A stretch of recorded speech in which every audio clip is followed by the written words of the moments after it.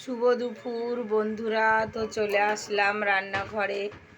আর এই দেখো, এই যে তোমাদের কাকু দেখেছো?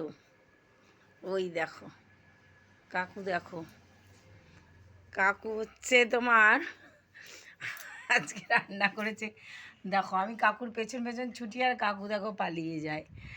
তো কাকু দেখো আজকে ঝাল ঝাল দেখো দেশি মুরগি রান্না করেছে। দেখো তোমাদেরকে দেখাই, চলো কাকু কেমন আজকে ঝাল ঝাল করে। আমি বললাম যে দেখো না, আমার না শরীরটা একদম ভালো লাগছিল না। তো কাকু বললো ঠিক আছে চলো রান্না করে আমি দেবো। আমি বললাম তাহলে শুধু মাংসের ঝোল আর ভাত করো। তো এই দেখো কাকু, দেখো দেখেছো কাঠের জালে দেখো একদম দেশি মুরগি, দেখো গরম গরম একদম দেশি মুরগি দেখো রান্না করেছে।